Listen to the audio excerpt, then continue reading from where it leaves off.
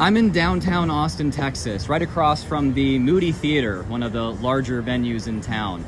Richard Dawkins is in there right now, getting ready to deliver one of his last public speeches in the US ever. I could be in there right now, maybe even on stage with him, but instead, I'm just out here. Let me tell you why. All the way back in May 2024, I received an email from Desh Amila, an event organizer and media producer in the new atheist and intellectual dark web space. Hi Drew, I hope you're well. I know your YouTube show doesn't have an interview segment, but would you be interested in speaking to Richard Dawkins? He has a new book titled The Genetic Book of the Dead coming out in September and will be on tour in North America. Cheers, Desh. Now, I actually do interview people on my channel pretty regularly, almost always scholars of religious studies.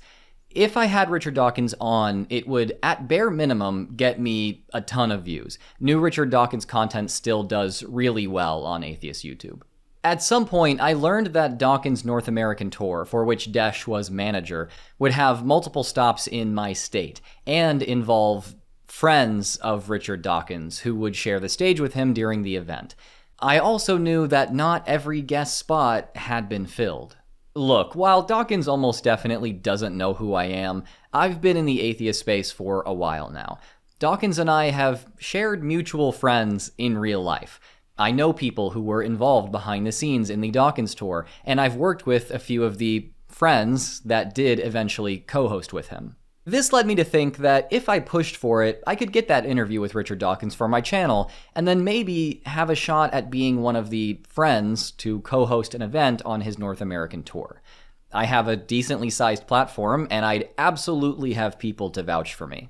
Just getting next to someone as famous as Dawkins, especially in an official capacity, would definitely boost my popularity and secure me a lot of new donors, who would perceive me to be at least adjacent to the level of intellectualism they think Richard Dawkins embodies. For an atheist content creator, there's hardly a bigger celebrity or career-making opportunity than this.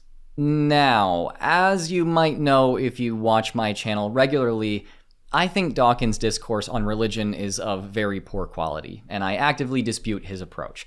I also have a background in psychology, including human sexuality, and oppose the current moral panic surrounding queer issues. So, I take issue with the misinformation Dawkins very actively spreads about women and trans people. I thought about accepting the interview to challenge him on these issues. If you've seen this video from Rationality Rules, though, you know that Dawkins does not accept challenging interviews, particularly on the topic of sex and gender. You see, after a few back and forths, he told me that he's done with the whole trans and gender subject and doesn't want to discuss it anymore, and it's for this reason that he won't break bread with me. So, I thought, maybe I won't reveal my intentions to talk about the subject beforehand. I'll make nice for a bit, ask easy questions, and then challenge him about the misinformation he spreads as a so-called rationalist critical thinker. I don't have a religion, but I think if I had one, it would be the religion of reality. Obviously, I decided against this plan. Here's how that interview would realistically go, in my estimation. The interview would be going fine, and then I'd catch him off guard, he'd probably flail a bit, and then those who already dislike him would laugh. While Dawkins has repeatedly spoken about women and trans issues online, he's not very articulate or knowledgeable about the subject, and usually lets his guests or co-host do most of the talking while he provides affirmation. There are significant numbers of men who find it very sexy to think of themselves as lesbians. Probably as many of those as there are actual lesbians. You're like, well, you know, these people come into your spaces and now it's not a lesbian space anymore. Yeah.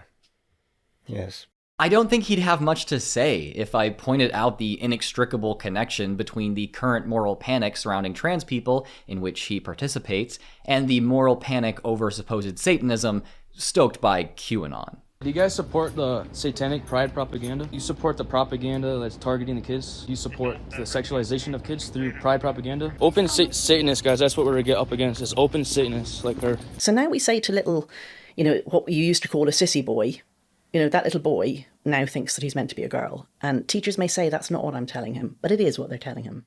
His flailing or anger toward me would probably be momentarily gratifying for those on my side of things, but it wouldn't actually further our goals. No one watching would learn anything new about the issues we care about and then change their mind about Dawkins and his harmful rhetoric. This is far from a trivial issue either. Anti-trans rhetoric has a real-world impact on people with basically no social or political power to stop it. Dawkins and his collaborators paint trans people as insane with discussions like this. It is odd. I think it's lunatic, actually. I mean, it's verging on insanity. I mean, the only thing I can think to top that is identify as a dog. I mean, I can imagine now there'll be so many angry comments even now just from this. So it's no wonder when lies like the Wisconsin school was trans take hold despite the lack of any evidence of that whatsoever. About 10 sources have reported on the existence of this stupid rumor, and yes, you guessed it, different sources are portraying the story very differently. While sources in the center focus more on the reaction to this rumor circulation, left-leaning sources focus on showing this rumor to be nothing more than a rumor. I was able to easily compare these perspectives on the excellent news aggregator app which I actually use every single day, Ground News. Go check them out at ground.news/skeptic. They've got a custom My News Bias dashboard which lets you keep track of your personal reading habits and shows you your news blind spots. The type of sources and narratives we gravitate toward the most can skew our news consumption, and this feature helps keep me mindful of that. With Ground News, it's easy to diversify how I stay up to date. I can follow the topics I want to stay on top of, like religion and LGBTQ issues, while still having access to the full spectrum of perspectives. This ensures that I have a more well-rounded understanding of any issue. So do yourself a favor and check it out at ground.news/skeptic or scan this QR code to try a better way to read the news. Subscribe through my link for 50% off the unlimited access Vantage subscription, which is what I use. Don't let crafty headlines get the best of you. Take advantage of the tools Ground News provides to get the full story and get properly informed every time you read the news. All right, back to the Dawkins stuff. Happy to take great sponsors like Ground News because I don't benefit from big oil money. More on that later. Instead of pursuing the interview with Dawkins, I made a two-part plan. I would, 1, make content challenging the misinformation and moral panic which Dawkins spreads, but I'd pose this content as opposition to certain religious rhetoric. That way, Dawkins fans would be more likely to hear me out while I criticized his talking points. Because, yes, Richard Dawkins shares his rhetoric on trans issues with evangelical Christians like Frank Turek. 2, I would make this video, explaining why I turned down the opportunity to work with Dawkins in more detail. To help me cover some of this, I spoke to secular activist, journalist, friendly atheist, and my friend, Hemant Mehta. Dawkins' misinformation problem. Now, can we talk about the fact that, I don't know if you have seen this, but Steve Woodford from Rationality Rules has actually, been trying to talk to Richard Dawkins about this, to challenge his ideas about this for a long time. I think that he's actually been trying to get this going for over a year now. And Richard Dawkins' response to Steve was that he wasn't interested in the conversation. This is something Steve has talked about on his channel, because he is not interested in the topic anymore. He doesn't want to talk about it. He's grown tired of the topic. Meanwhile, he had Kathleen Stock on, it seems to me, the same month that he wrote that email to Steve. And then he went on to go on his tour with people like Colin Wright, with Chris Williamson. He goes on Chris Williamson's podcast and talks about the trans issue. I mean, I thought that like the atheist skeptic aesthetic and ethos was making fun of people who are running away from conversations where they're challenged, right? What happened? I don't know. And not only is he going on tour with some of the most vocal bigots around on his global tour, it's not just that. Like, remember, just a few months ago, which I don't remember when he wrote that email to Stephen, but just a few months ago, he got his latest controversy was that he lied about that Algerian boxer in the Olympics. That's not old news. That is happening. So even if he thinks he's done with this conversation, the conversation's not done with him, and he's responsible for making it worse. And by the way, even if it's not him, the organization that his foundation works with has spread the same information. And he's not saying anything to put a stop to it. So he doesn't get to be done with the conversation, because as long as he's pushing misinformation, the conversation's not going to be done with him. Okay, we got to do it. Let's talk about the Iman Khalif situation, the Olympic situation. I know you've covered it. I've looked into it a good bit, and let's go. Start us off, Emmett.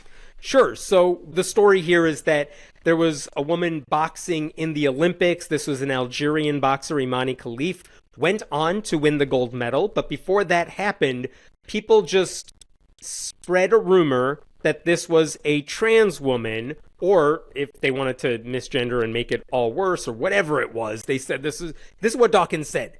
2 men masquerading as women are being allowed to box against real women in the Olympics. And the bottom line is, Imani Khalif is not trans, is not a man in any sense of the word. And the way that rumor even got started might be a longer story than we need to get into. But I'll get into it. I can do the bullet points. I'll get into it, yeah. Sure, but he was flat out wrong. And yet, think about what he's saying here. He's not only spreading the misinformation, by the way, citing some BS website that was just clickbaiting this whole way through. Notice the phrase real women in the Olympics, because Dawkins has said over and over, what, I respect trans people. I'll call them by their pronouns. And here he is like, yeah, but they're not real women if they were trans. Because he has distinguished that in his mind. But he's part of spreading this misinformation. J.K. Rowling did it too. J.K. Rowling said something like this was a male punching a female in the name of sport. None of that had any basis in reality. Not only did Dawkins spread that misinformation, he started posting memes that were mocking the whole situation. So that's part one. He's just spreading this misinformation. I'll pause there for a second. Yeah. Okay, I'll get into where the false info came from. This misinformation came, I'm going to make the case, from essentially a Russian agent. Yeah. This information was leaked by the International Boxing Association. The president, who specifically was the person to leak this information, is Umar Kremlev, who is Russian. He has, in his tenure as the president of the International Boxing Association, has suspended Ukraine from competing. He has made the Russian state-owned energy giant, Gazprom, I think it's called, the IBA's sole sponsor. And he's even called the International Olympic Committee's president, Thomas Bach, its chief sodomite. Oh, lovely. Also, not for nothing, this entire idea that Iman Khalif is a secret man or a trans woman or something only started to circulate out of this organization when Iman Khalif beat a Russian boxer fair and square in the ring. Now, I don't think that someone like Richard Dawkins knows any of that information before he takes to Twitter and says there's a grand conspiracy where the Christians are right. These horrible, leftist trans people, whatever, are trying to infiltrate this and destroy Western civilization, trying to destroy women, like whatever the narrative is. Right. And by the way, the IBA's Russian president that you just mentioned said Imani Khalif failed a gender eligibility test because of XY chromosomes. That was the lie that was spread after Khalif beat that Russian athlete. Those claims were never backed up by any evidence. There's no medical test that confirms that. The boxing committee, the Olympic boxing committee said, yeah, we checked everything out and Khalif is fine. Like, that's why she's competing in women's boxing. But the misinformation, like you just said, came from this Russian agent. And again, if I just said Russian agent, you should think, well, maybe I should look into this. Maybe it's not a legit source. And yet, it just took off because as soon as that misinformation started spreading, who started spreading it? All the people who just love trashing trans people. Not just athletes, mind you, just trans people. Now, okay, let's get into part two. You said there's part two, and I'm ready for it. Okay, part two is that Richard Dawkins said, my Facebook account has been deleted. He said, seemingly, no reason given, because I tweeted that genetically male boxers such as Imani Khalif, XY undisputed, should not fight women in Olympics. Of course, my opinion is open to civilized argument, but outright censorship? So, one, spreading the lie that Khalif is genetically male, that it's undisputed what her chromosomes are, like, very much they are disputed. Okay, but that then got amplified. Elon Musk responded to that with, wow, and Facebook can never be trusted. So, like, I wonder why would Elon Musk want to trash Facebook? Like, why would Elon what's Musk? His motivation there? I know. Could he possibly have one? Why would Elon Musk have a problem with trans people, like his daughter, who never wants to speak to him? Like, right. And none of that made any sense, because why would Facebook punish you for something you said on Twitter? That's weird. Why would Facebook punish you for bigotry that is routinely shared on Facebook? Because I've seen plenty of anti-trans stuff on Facebook. So what happened? Well, guess what? Facebook, or Meta's actual person who works for them, like the public affairs and communications director at Facebook's parent group, said, yeah, dog, this wasn't censorship at all. We think your account got hacked. So we took down your page so that the hacker wouldn't get in. And you basically just need to go in with your password and say, it's me, Richard Dawkins, it's my page. And then everything will be back to normal. But Dawkins didn't know any of that, and it had nothing to do with any post he made anywhere else. So they called him out on this, and they said, what are you talking about? We censored you. We're trying to protect you here. We can leave out entirely the idea that Richard Dawkins is some kind of, like, hate-driven bigot or something like this, and still criticize him and essentially throw out his credibility based on just the misinformation that he spreads alone. The conversation about his bigotry is just the cherry on top, especially from the perspective of someone like us, who our entire brand is, and Dawkins' supposed brand, is about countering misinformation. And you're falling for, like, Facebook is out to get you? Like, come on, that's gotta be one of the biggest, easiest to foil conspiracies out there. Facebook doesn't care about you. There are bigger names than you out there, Richard Dawkins. But also, even after he got debunked to his face, and even after he actually put out something saying, I deeply regret making a false suspicion of Facebook's motives.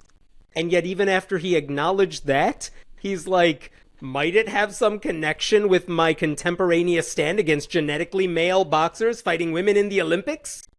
Like, even after he's like, all right, I was wrong to slander Facebook. Now let me go back to slandering trans people, or whoever I think is trans, because I fell for clickbait online. Now, I want to go over a few things that I noticed specifically in the Helen Joyce interview that, you know, if I was there doing the interview, that I would have pushed back on. So let's talk about a few claims. So one of the things that Helen Joyce says, and that Richard Dawkins then echoes, is just this idea that now we are, instead of seeing a gender nonconforming child as potentially gay, we are seeing them as definitely trans. You're turning potentially healthy gay adults into sterile, straight simulacra of the opposite sex. So there's this idea that gay kids are being eliminated in favor of trans kids because parents would rather have a trans kid. One of the points you make, I think, is that there are certain parents who would rather have a trans child than a gay child. And yes. Is that part of the motivation? Yeah, and I don't think it's always stated up front. Which on its face is ludicrous if you just look at this from a social standpoint. But if you look at this from an actual informed standpoint when it comes to the science of things like gender nonconformity, the way that things have been, I don't really believe in diagnoses for gender nonconformity, but diagnoses that have happened in the past 20, 30 years. What has actually happened is the complete opposite of this. So as viewers of my channel might know, in the DSM-4, the Diagnostic and Statistical Manual Edition 4, that came out in, I believe, 1993, did have this disorder called gender identity disorder. And you could be diagnosed with this if you met the criteria of preferring different gender, different sex playmates, liking games or, dolls or things like that are associated with like a different gender. And you didn't have to have a persistent identity as a different gender. So by those standards, I would be diagnosed with gender identity disorder. To this day, most of my friends are women, always have been. I never really liked to play very violent games as a kid. I preferred to play house or something. So that would mean that I, according to those standards, could effectively be officially diagnosed as transgender back then. This is something that was not upheld going forward with future research. There actually were higher detransition rates when people were diagnosed with something like this.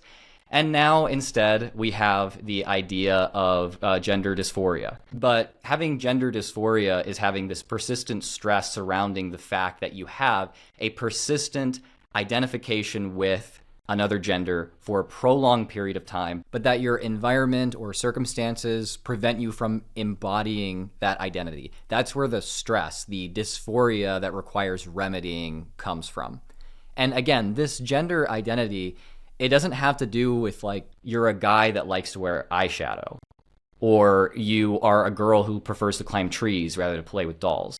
So just this entire concept that gay children are being like forced down the road of transitioning is completely ignorant to the way that the actual psychiatric and psychological communities are looking at and dealing with gender diverse populations. If you pull a psychologist that deals with this stuff, or just a counselor with a master's degree, I mean, like I didn't even complete my master's degree and I know this stuff because I learned it in like sophomore year.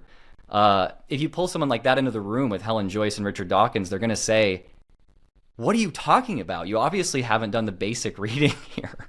To touch on a final point of pseudoscience here, this was something that I found in both his interview with Kathleen Stock, which is kind of a gender critical philosopher. She's a professor. Again, no expertise in this actual subject, and you can tell by the things that she says. Helen Joyce also echoes this. It's kind of a conspiracy theory of sorts, and it's the idea that the reason why people transition is because it is merely a fetish.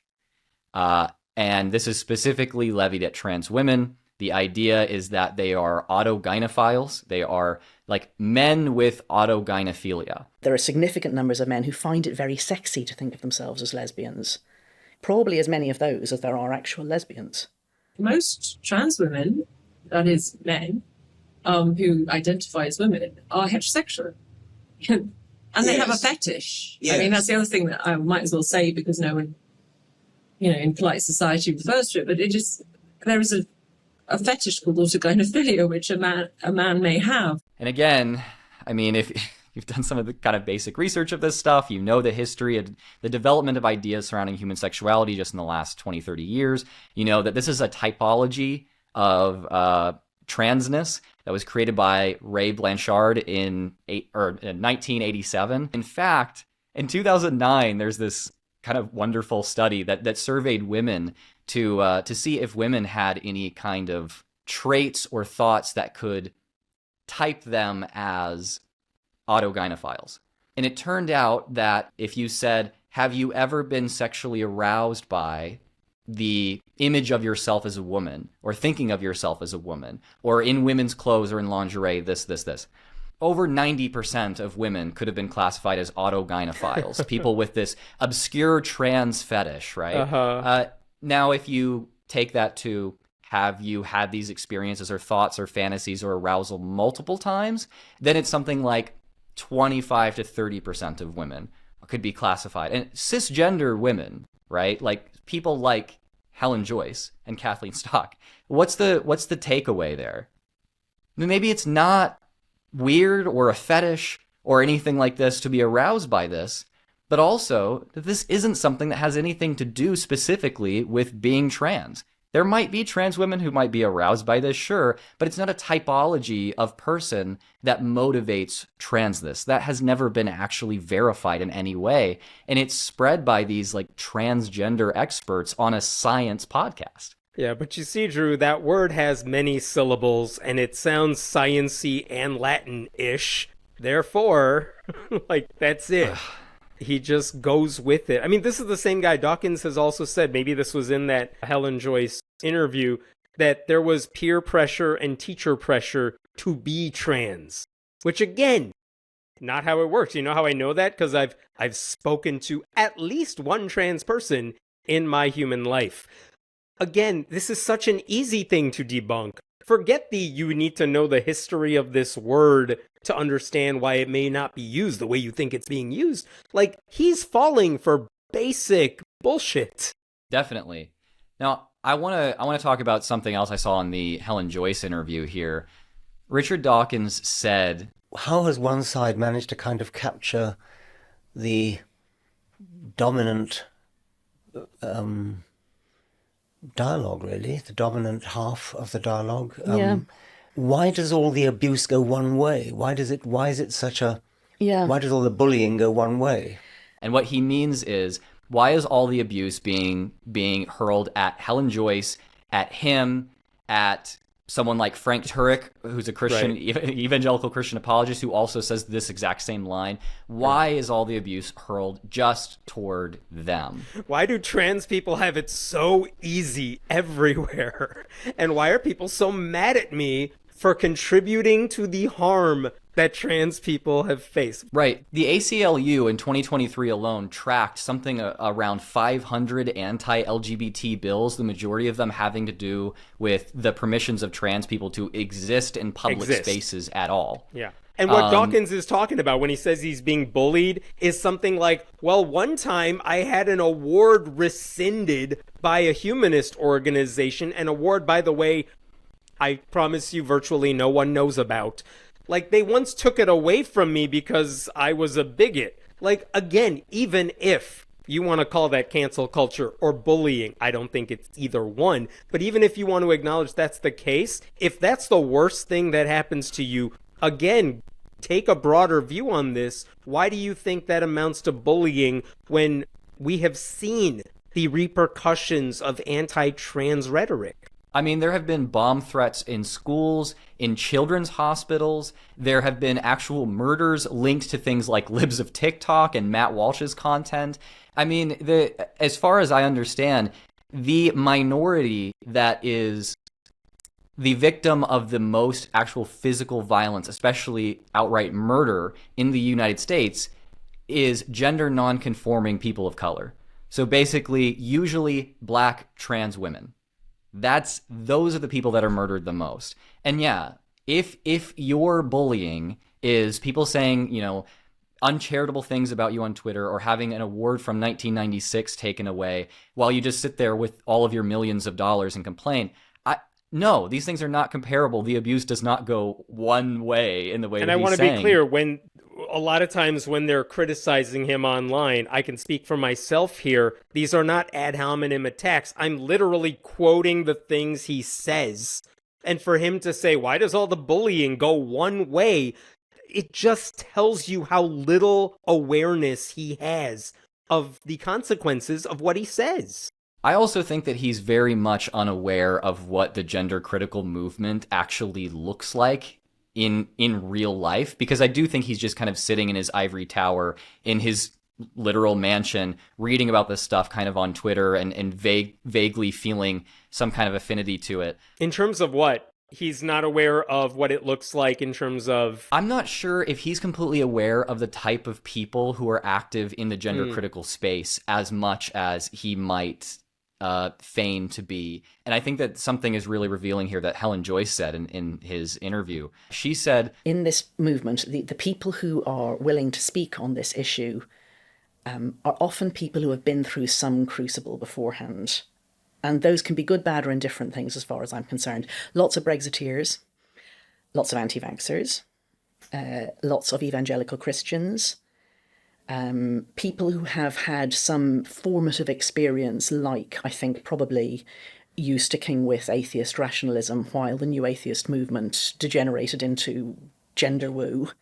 You've already been cast out in some way. What do you hear when you hear anti-vaxxers and evangelical Christians and multimillionaires and billionaires are being persecuted there?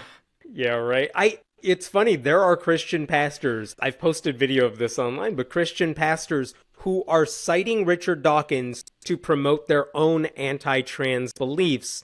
And I don't know, man, if the stuff I was making videos about was being used by people who I think are causing active harm in this world, and they were using me to say, you guys, even this guy agrees with me, so let me just continue giving the sermon I was already giving, maybe that should make you think twice about the sort of stuff you're saying. It would at least give me pause. And I don't think he lives in that world where he cares about that. But yeah, if anti-vaxxers are like, you know who agrees with me? Like, maybe you've done something wrong. Maybe. Yeah, the through line between anti-vaxxers and evangelicals is not persecution. It's an anti-science posture that Richard Dawkins has been trying to fight his entire life. Right. And who is he trying to speak to at this point if those people are like on his side and he's not trying to piss them off in any way? Don't you think there is something wrong when the people who believe the most, again, vile, obnoxious, harmful, anti-science beliefs they happen to be with you on this issue that goes right down to the core of the thing you've been fighting for most of your life? Maybe you went off the track somewhere. But again, that would require people close to him to pull him aside and say, dude, you're wrong on this issue. Let me get you in a room with people who understand this better than you do. Privately, we're not trying to publicly embarrass you. They could do that. Again, he has all the pull he needs to talk to people who could set him straight. But he's decided that's not worth his time, money, energy, whatever you want to call it. At this point, does his rhetoric around this, his entire idea that there's a grand conspiracy, that this is just like wokeness turned into its own religion, that there's media censorship, does this sound any different than the narrative being spread by evangelical Christians? No, not at all. No, or right-wing secular conspiracists, and there are plenty of those too. Yeah, and I think something I'm going to have to do with this video a few times is just point back to the fact that I have debunked a whole bunch of these claims, these anti-trans claims, these trans panic claims, things like this, over the past year and a half or so, and I've always positioned them as, oh, this is fighting misinformation coming out of religious circles. But this is misinformation coming out of secular circles as well, but it's the same misinformation. I think Richard Dawkins may have slightly different motivations in a way. You know, he doesn't have a theological position exactly. No, he's doing it in the name of science in his mind. Right. He's doing it in the name of science in his mind, while Frank Turek does it in the name of theology. Right. But their sources, their rhetoric, their tenor, it's all exactly the same and has the exact same effect, which is to scare people into supporting far-right politicians and religious extremists. The Friends of Richard Dawkins. Yeah, if we look at not just the past associations that Richard Dawkins has historically had, like especially with someone like Jerry Coyne, well, you just look at the people he's associating with and platforming and all of these things on his tour, and his North American tour, his last, speaking tour ever. It is people like Colin Wright, who is an evolutionary biologist like Dawkins, who again doesn't have any actual expertise when it comes to psychology, when it comes to gender care. I've seen him horribly strawman gender affirming care as having something to do with having a physically or biologically wrong brain in the wrong body, that is not what gender affirming care is based on at all. Colin Wright also works with PragerU. I mean, PragerU has released content in the last 48 hours as of this conversation with Colin Wright. They have produced multiple videos, shorts, things like this with Colin Wright, who's an atheist, but is primarily on the side of the literal religious right. People who are saying that the reason why our civilization is falling apart is because young women have a voice. Again, think about what family you are putting together here as voices you want to platform using your name. He is not just bringing on science communicators, people who have, and there are some of those on his tour, but man, he's platforming a lot of people as guest hosts for his tour, where if you think about the output they've created over the years, it's a really disturbing one. And again, if I'm not expecting Dawkins to be as online as we are, but you're telling me nobody in his circles knows the problem with all of these people? Are you kidding me? Yeah. I want to hammer home a point I've been making, which is if we just look at this as an idea or a problem with spreading misinformation, then it stands on its own. It justifies this level of criticism, I think. And that is, in my city of Austin, Texas, he co-hosted his event with Chris Williamson, who is an ex-reality TV show star, essentially, who has a podcast called Modern Wisdom. Okay. And his primary guests seem to be the cast of The Daily Wire. You know, Ben Shapiro, Jeremy Boring, Brett Cooper, Michael Knowles. And now I've looked at some of Chris Williamson's episodes that are a little bit more recent, specifically with like Tulsi Gabbard, with Eric Weinstein, and with Graham Hancock, the guy who thinks that ancient aliens were a thing and that there's a lost ancient civilization that we have come to call Atlantis. That's his big thing. So Tulsi Gabbard science. Science. So the crazy thing is that Tulsi Gabbard is on Chris Williamson's podcast talking about how the left hates religion and there's basically an atheist cabal that people like Catholic Joe Biden are a part of to try to destroy the United States from the inside by corrupting and destroying religion. That is where this is coming from. It comes back to power and them seeing those who believe in God or who are following their particular spiritual path or faith as not being willing to bend the knee to the power of the Democrat elite. And the positions that they hold in our government. Then he has Eric Weinstein on, who essentially says the same thing, calling people like Kamala communists and communist sympathizers who, again, want to destroy the United States essentially through atheism, weaponized atheism. Can you please try and explain to me what you interpret by what can be unburdened by what has been? I don't know if I should say. It basically says you have to wipe out what has been to arrive in the new. If you think about what Mao had to do to wipe out Chinese history, what Pol Pot had to do, you're trying to wipe out memory because the memory has all of this burden. Why is it important to go after doctors and lawyers and teachers and professors? Because in some sense, they are going to resist the new order that you're about to impose. You're looking for a blank slate. So like a tether to the past. And then he has this guy, Graham Hancock, on to promote pseudo-archaeology about lost civilizations of ancient super beings, but also to badmouth actual credible archaeologists, real scientists like Flint Dibble, who have dared to debunk Graham Hancock's garbage before. I mean, these are all the things that Richard Dawkins, in a lot of ways, has been trying to buck up against. But because Chris Williamson has a giant platform, and because he is massively in opposition of trans people, they're like natural allies now. This makes very little sense to me. I neglected to mention in my discussion with Hemant that another of Dawkins' co-hosts on his tour was Andrew Gold of the Heretics podcast.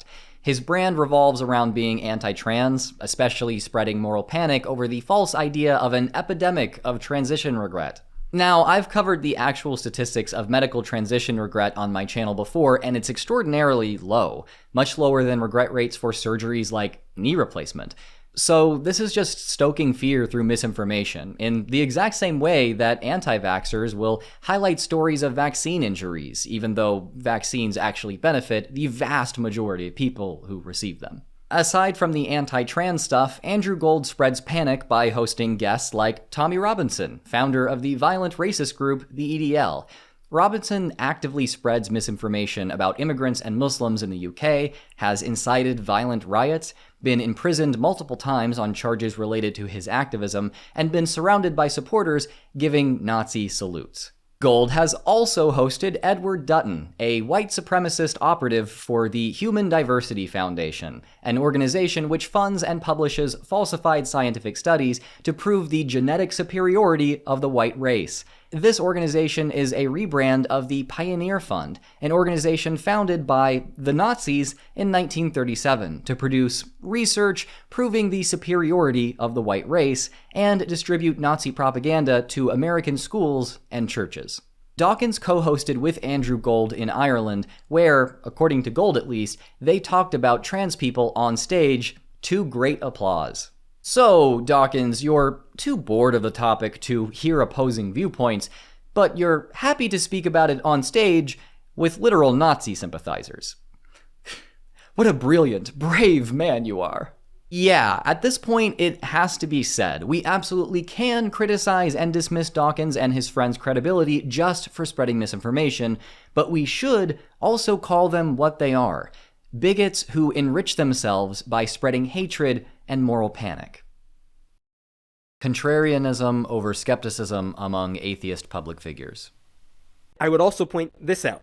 When you think about the God delusion, when you think about what he's done for evolution, what is he famous for exactly? It's that he has taken a kind of contrarian approach to things a lot of people reject. And the thing is, when it comes to evolution, he's right. When it comes to atheism, he's right. He is so used to being the guy calling out the emperor for wearing no clothes. The guy who says, you're all wrong about this thing, but I'm right about it. And listen, atheists have a reputation for being obnoxious about this, but guess what? We're right about this. So I think when it comes to trans people as well, he thinks all of you have bought into this lie about trans people, but I know the truth, and I can talk to people who agree with me. And so, yeah, the fact that you're all mad at me, the fact that you and me are having this conversation, that just proves I'm right. Because you know what I'm good at? It's being the voice in the room that tells you the truth when everyone else is wrong. Except that doesn't work when you're actually wrong about something. And I don't think there's anyone in his life willing to tell him, dude, no, you're just wrong about this. What is the point of having a platform if you're not using it for the very reasons you're talking about? If you're not going to call out Richard Dawkins for the stuff he's saying, why do you want a platform? Is it to allow misinformation to spread, or is it because, especially in our worlds, where it's maybe pro-science or atheism or what have you, yeah, we think we're right about this stuff. Yeah, we want to get that information out there. But the one umbrella that is over all of us is we care about the truth, right? And if you're not going to call out bad information where you see it, even if that means cutting ties with someone who might be more famous than you, what the hell are you doing at that point? Why we refuse to be funnels for Richard Dawkins. Okay, to put a cap on this here, unfortunately we could go on. Unfortunately. Things like promoting bell curve science and Douglas Murray and the Great Replacement conspiracy theory, things like this we could go on about. I want to ask you, Hemant, about your idea of my kind of reasoning here. So I think people will probably ask me, okay, but if you like his science communication, you know, The Ancestor's Tale is one of my favorite books ever. I think I've read it over 12 times. Yes. If you agree with him on that, why not coalition build with him? Why not work with him based on the stuff that you agree on? Now, here's my reasoning here. I want your input. Yeah. I'm basically a professional influencer. That term, influencer, I think actually accurately describes the role that I play in the lives of my audience. They have some amount of trust in me, and when someone like me works with someone like Dawkins, it, one, tells my audience that this person is someone that they should listen to, and two, and most importantly, online algorithms then will go from people watching my content to suggesting this person's content, suggesting my collaborators' content, and then it means that I become a funnel to my collaborators' content, even if they do stuff I don't like, and even if I disagree with them on a lot of things. So I don't think that it's responsible for me to be a funnel to someone who's associated with Ancient Aliens guys now, that is associated with people who are staunchly anti-atheist and, anti-communist, leftist, whatever the conspiracy is, that is anti-science on trans issues, that is promoting basically satanic panic surrounding trans issues. In what world is it responsible for someone whose entire brand is, you can trust me because I'm a science communicator who just looks at the facts, to work with and platform someone who doesn't really seem to care about fact-checking himself at all anymore? Right. Yeah, and keep in mind, your role interviewing Dawkins in that situation would not be as someone who is challenging him on all these issues, which again, in some cases, I would argue, you could say yes to that, and that would actually be a good use of your time. It is to function as a promoter of what Dawkins is selling. And that is a different situation, which is why I understand the concern that you are talking about. You actually care about the truth. You care about what your audience gets. You want to be a respectable, decent funnel from which they are getting their information, because it is so easy for them to find people who don't give a shit about the truth and just want to build up their brand. And if that means working with some of the most heartless people out there, not just unscientific, but they don't care about the ramifications of what they are saying, it would be very easy to do that. It is very easy to do that. What's very hard to find are people who actually care about what's true, are going to do the critical thinking and research to figure out what the truth is. And you're not just going to let your name be used in conjunction with someone who is out there pushing so much misinformation, harmful disinformation. And again, let's be clear, Dawkins, with all due respect, has more name recognition, right? And so this is a lot harder for you than it would be for someone like him to say, all right, you know what, you're offering me this platform and I'm going to say no to it. Yeah. I think that it takes a lot to say no to that. And by the way, there are plenty of people who were in the same shoes as you were who said yes, because they don't have that sort of respect for their own brand or for caring about the truth or for being associated with the sort of people Dawkins now pals around with. So I think that's a courageous thing to do, but also I think it speaks to how much you value the work you do. It's the integrity of it all. But, and I say this for myself too, as someone who actually read his books and loved his books, I don't see any need to keep promoting him. And what bugs me to no end is when people think about atheists, he's a name that comes to mind. Reporters, what have you, they don't go necessarily to people on YouTube, to people who are writing about this stuff day in and day out. And until that shift happens, that's why it's so important for people like you to stand up against the bullshit that Richard Dawkins is promoting. I feel the need to do that myself. I don't like writing about why Richard Dawkins is wrong about so many things. But man, there's a lot of fodder right there. So I feel like, well, who else is going to do it? Well, okay, then I'll go ahead and do it, at least as much as I can.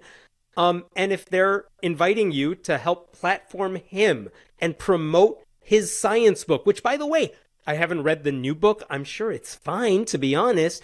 But if you're asking me to platform Dawkins, that means I'm basically platforming all the other stuff he says around it. And if you're not going to give me an opportunity to call him out for the harm, in addition to promoting the science, then I am not going to lend myself to doing that. And I think that's why it's right for you to say no to that as well. So, to some of you, it may be surprising that Dawkins has parroted Russian propaganda and that his secular friends so actively partner with the religious right, conspiracy theorists, and white supremacists. As someone who has been in the atheist sphere for a while now, though, I am not at all shocked. Atheists, at least in the United States, are the most consistently left-leaning, LGBTQ-supporting, and politically engaged religious identity group there is. Localized atheist communities, while often including plenty of the atheist stereotype of college-educated white men, also consist of a great number of women and queer people. People who often serve as the social glue of these communities, but who do not have the social or financial capital to become popular atheist public figures. Being an outspoken, left-leaning atheist woman or queer person does not pay. A few people might be able to make a modest living on YouTube these days, but this is far from true wealth or celebrity, and it's always met with massive amounts of hatred and harassment. So, the popular public figures who have come to represent atheism on the global stage are wealthy white men who, despite their atheism, have always shared many of their societal interests with the religious right and other conspiracy-brained powerful white men. They're wary of multiculturalism, LGBTQ activism, and anything else which threatens their white cultural Christian hegemony. They're just as likely to propagate great replacement talking points as white conservative Christians. The mission of the woke is to destroy Western civilization. This being the case, it makes sense that the up-and-coming secular content creators who seek to work with these atheist elites, despite their blatant bigotry and peddling of misinformation, also happen to be those who collaborate with right-wing institutions like PragerU, The Daily Wire, and even worse folks than that.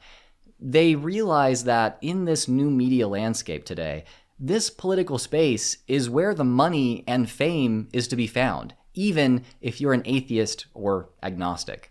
Meaningfully criticizing the status quo, pointing out the misinformation it depends on or the systemic injustice that it perpetuates, saying that the emperor has no clothes, does not pay well, and I don't think it ever will. If you want power, wealth, and fame, working within existing power structures is always the most certain way forward. Don't get me wrong, you can disagree with the powerful to a degree, and that alone will not prevent you from gaining something from them. Remember, left-leaning, trans-rights supporting me was invited to promote Dawkins. I could have taken that opportunity, and I could have gained from it. I probably could have even told Dawkins that I disagree with his takes on sex and gender, just as long as I framed it as a simple disagreement of personal opinion, and not a criticism of the power structure from which he, and by extension I, would benefit. My position on this issue differs from yours, sir, but at least we can have a civil discussion instead of canceling each other. I mean, religious right-wing propagandists like Ben Shapiro, Michael Knowles, and Jordan Peterson often platform and debate atheists. They'll even compliment their atheist interlocutors and share their work, but only when the debate is framed as a cordial disagreement on philosophy, and there is no genuine investigation into what actually shapes the talking points of the religious right, namely the funding they receive from oil billionaires, the ease of gaining a paying audience by stoking moral panic, the misinformation which drives their platforms, and the power they enjoy as a part of a system which privileges them over all other sorts of people. In this way, existing power structures appear to meet their critics with an open mind and on an even playing field. See, we engage with our critics, we're open to discussion. Meanwhile, their opposition met them on terms which could only benefit the power structure in the first place, and that opposition did so in order to benefit by gaining proximity to power. In the business world, companies regularly deal with their competition not by genuinely outcompeting them, but by buying them out. This doesn't have to mean absorbing a competing brand into another, though. Company A may buy their competitor, Company B, but keep running it as a competing brand. This way, Company A can ensure that their profits won't be hurt by the existence of Company B, while giving the consumer a comfortable illusion of choice between the two. The marketplace of ideas is no different. It is literally a marketplace where ideas are sold, profits are made, shareholders protect their own interest, and competition is bought out. We atheist content creators, writers, and speakers are literally small business owners. There is not much real power, wealth, or fame in criticizing existing power structures as most of us do. That means that if we want more than what this offers, We have to lend or sell our brand to our competition, the religious right. We have to become, at least at times, their controlled competition. In this marketplace, it appears to me that the atheist world, at least nearest to the top, is being bought out. Some creators are happy to work with the very religious people who seek to eliminate the kinds of folks who populate atheist communities in real life. Some act as controlled opposition to religious propagandists for the sake of gaining a larger audience. And those same creators shared a stage with a man whose talking points regularly echo the blatantly false, pseudo-intellectual, conspiratorial religious rhetoric we claim to oppose. I won't. I can't do that, even if it means turning down career opportunities which would massively help my platform grow. The atheist community that has given me so much, my platform, everything I have, really, deserves better than to have yet another of its public figures prioritize his own proximity to power, his own wealth and fame, over marginalized people's very well-being.